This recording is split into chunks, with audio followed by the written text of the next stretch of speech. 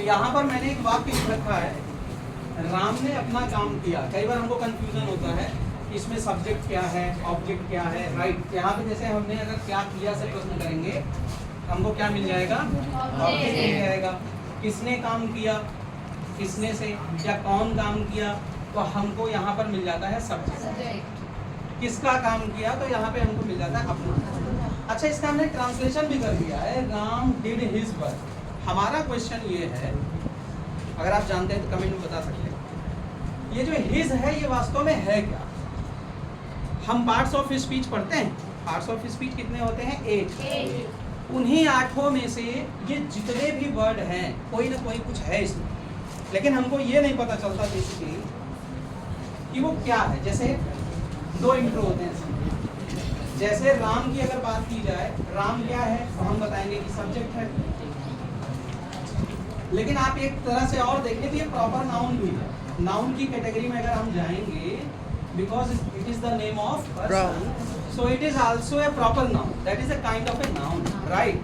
तो ये 2 तरह की ग्रामर क्यों होती है भाई? एक तरह की ग्रामर हो ना, उसी को हम बोलते हैं डिस्क्रिप्टिव ग्रामर। एक होती है फंक्शनल, जो कि काम देखती है, और काम कैसे देखते हैं कि किस जगह पे वो आया है। तो ये जगह सब्जेक्ट का है, इसलिए इसको सब्जेक्ट कह रहे हैं। और जब इसके डिस्क्रिप्शन पे जाएंगे कि कौन है, चोर चोरी किया तो उसका चोरी देखी गई, लेकिन उसका नाम ढूंढेगी पुलिस, पता चलेगा कि ये इनका बेटा है, तो वो डिस्क्रिप्टिव ग्रामर हो जाती है। लेकिन जो चोरी देखी गई है वो काम क्या कर रहा है, किस जगह पे, भाई चोर की जगह पे गया है वो, तो चोर हुआ, चोरी करता हुआ पकड़ा गया। तो it is called the functional grammar. जब हम किसी चीज का एक्शन मॉनिटर करते हैं तो उसे हम क्या बोलते हैं, फंक्शनल ग्रामर। और जब हम उसका डिस्क्रिप्शन मॉनिटर करते हैं, उसका परिचय पता करते हैं, कहाँ से आया है, क्या है, तब हम क्या कहते हैं उसको, डिस्क्रिप्टिव ग्रामर। That's it. हमारा क्वेश्चन था हिज क्या, तो इसका आंसर मैं आपको दे दूं। सबसे पहले जान लो, जैसे इसको मैंने पूछा तो आपने क्या बताया कि ये ऑब्जेक्ट है, आप सही हैं। लेकिन अगर मैं इसे ऐसी डिस्क्रिप्टिव ग्रामर की बात करूं तो बेसिकली ये नाउन है, कॉमन नाउन है, क्योंकि यहाँ पे काम का मैंने प्रकार नहीं बताया तो कौन सा काम कर रहा है। और नाउन के पहले कौन आ सकता है जानते हैं, एडजेक्टिव। सही जगह पहुंच रहे हैं। तो ये एक तरह का एडजेक्टिव है। एडजेक्टिव के भी टाइप्स पढ़े बेटा आपने, पढ़े हैं।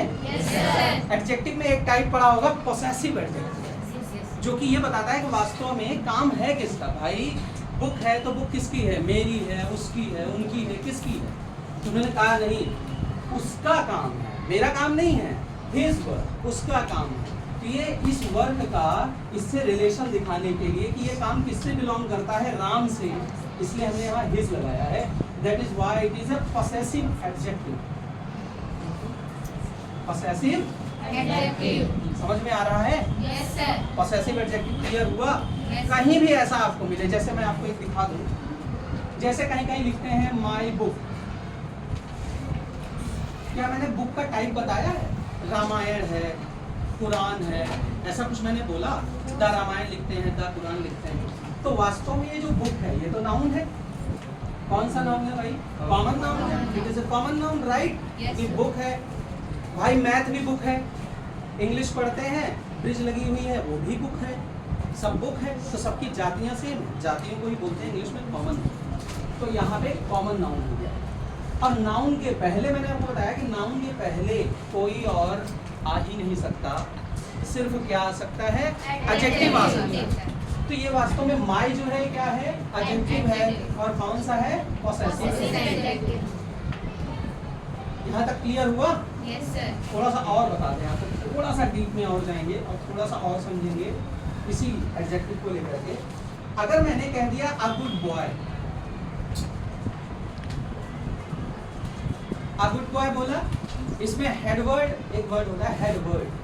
हेड वर्ड किसे कहते हैं? जिस वर्ड के बारे में बाकी जो शब्द हैं वो उसकी जानकारी दें। जैसे ये जो बॉय है, इसी के बारे में गुड है। गुड किसके बारे में लिखा गया है, किसके लिए, बॉय के लिए। ए किसके लिए लिखा गया है, बॉय के लिए। तो जिसके लिए शब्द लिखे जा रहे हैं वही हो जाता है हेड वर्ड। क्या हो जाता है बेटा, हेड वर्ड। Very good. यहाँ पे ये हेड वर्ड है। अभी अभी मैंने बताया, विपिन सर ने आपको बताया कि जो नाउन होता है उसके ठीक पहले जो भी शब्द आएंगे वो क्या होंगे, एडजेक्टिव होंगे। बेसिकली आप जानते हैं ये एक आर्टिकल है, इंडेफिनिट आर्टिकल का एक टाइप। तो वास्तव में आर्टिकल भी क्या होता है, सही है यार, वो एडजेक्टिव का ही पार्ट है। कई लोग बताते हैं पार्ट्स ऑफ स्पीच 9 होते और 9वां हिस्सा बताते हैं आर्टिकल, दैट इज रॉन्ग। तो 9वां हिस्सा नहीं है, वो एडजेक्टिव का ही एक पार्ट है, ठीक है। तो ये क्या है, ये भी एक एडजेक्टिव है जिसको हम बोलते हैं आर्टिकल। कौन सा आर्टिकल है बेटा, इंडेफिनिट आर्टिकल। और गुड जो है ये है क्वालिफायर, ये भी क्या है, एक तरह का एडजेक्टिव है जो कि क्वालिटी बता रहा है बॉय की। दैट्स इट आज के